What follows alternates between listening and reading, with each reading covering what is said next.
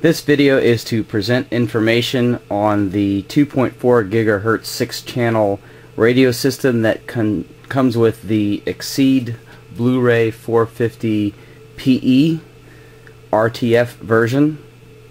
The basic operation of the 6-channel receiver is you've got your cyclic on your right stick. This transmitter is set up in mode 2 for the US market. So you got your cyclic on the right, you've got your tail control on the left, okay, basically your rudder. You've got your pitch throttle on the left, up and down, okay. On the right hand side you've got this switch right here, and that right switch, which is labeled switch A, that's for a throttle cut. So if it's down, that's in the normal operation. Up is throttle cut. On the left hand side you have your idle up switch. Down is in the normal operation, where if you have your throttle pitch down, you've got 0 throttle, so that the blades don't turn when you first power it up. Up is going to be idle up. So you never want to plug in the battery to the actual helicopter and idle up. If you do so, then you'll actually get an alarm condition in the speed controller. If you accidentally switch that up while the helicopter is sitting on the ground, then that'll make your blade spin up. So that's not a good thing. So that's down is normal, up is idle up. And at the top right hand side you've got this knob that's labeled VRA. That's a variable dial A, and that is for the pitch adjustment. So with the knob with the silver mark on it facing straight up, that has a 0 change in the pitch. If you turn it clockwise, that's going to give it more pitch. That'll make the helicopter hover sooner with a lower RPM. If you wanted to give a little bit more RPM, a little bit of a negative pitch bias, it would give a little more RPMs at hover. You would turn the dial to the left. Now that's going to alter your entire pitch curve. So if you're hovering in normal or idle up and you want a slower head speed, that's fine. But when you're going in idle up and you're going inverted and so forth, you're going to get more negative. And if you have it to the left, and you'll also have less positive pitch when you're at basically full pitch. So start it off in the middle, and if you're just doing hovering and you don't want to get into the advanced setup, hooking up the radio to your PC for setting up your pitch curves, you could use that dial just for doing some basic adjustments of the pitch curve. On the left hand side we've got another dial. This dial is very important. You're always going to want to know where this is set to. This is for the gyro gain. Okay, so right now I've got the silver slash mark facing up and down. You really don't want to have it up and down, because that means you're going to have 0 gain out of your gyro, and it means that it's going to really have a null effect. So if you want to operate in rate mode, you're going to want to turn the dial clockwise to the right.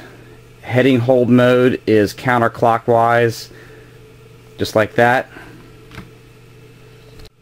Let's get a closer look here. Okay, so once again that's 0 gain. Over to the right hand side, that's going to be in rate mode. So if I've got it fully clockwise, that's full gain. What you're going to find out is that you're going to want to start out, if you want to work in rate mode, about 50%, which is about at this point here. And if you're getting a tail wag, you're going to want to drop it closer to the middle. If you're not getting a tail wag, you can crank it up a little bit more to get more gain. But what's going to happen is, as you get more gain in rate mode, your tail's not going to move very much. So if you want to get a high spin rate, you probably want to back it down a little bit. In heading hold mode, same sort of thing, except you're going to want to move it as far as you can counterclockwise without getting a tail wag, either in hovering or when you're want to transition, give it more pitch up and down. Anytime you see a little bit of tail wag, you're going to want to move it closer to the top there. but you're going to have to actually check that out when you're flying. But I'd say the first flight, that's a pretty good position right about there in heading hold mode, or in rate mode right about there, and then adjust it in flight. You also, like I said, you're going to want to keep some kind of a written record of where you have that knob in case you accidentally move it around. You're going to want to know where to put it back to, because that doesn't lock in like other kind of computer radios. Since you don't have a computer screen on this, the only way to set up more advanced settings in this radio is to hook up the USB cord, load up the T6 config program, and program it in your PC. Since you're not likely to have a computer out at the flying field unless you have a laptop available, when you're actually making your adjustments to the gyro gain, you're really going to want to use that knob, and like I said, keep an eye on where it goes. So the normal process for turning on everything is to make sure that your switch here is in the normal mode. I recommend leaving the throttle cut down so that you don't accidentally start it up. You definitely would not want to start it up with the throttle cut on and the idle up on, because when you hit the throttle cut off, your blades are gonna spin up really fast. So I recommend that you start it up with both of these switches down. Make sure that your pitch throttle arm is all the way down. Probably set your trim right here in the middle, and you're gonna want to turn on this radio first with the power switch.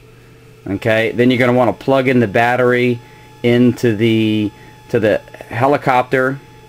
Let the helicopter initialize.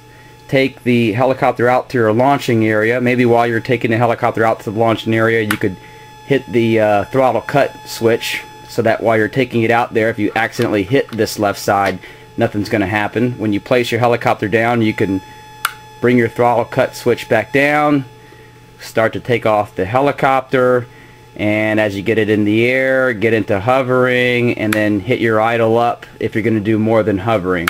I recommend that at the very beginning, when you're just flying the helicopter around for the first flight, that you just hover it around. Don't pull it into idle up yet.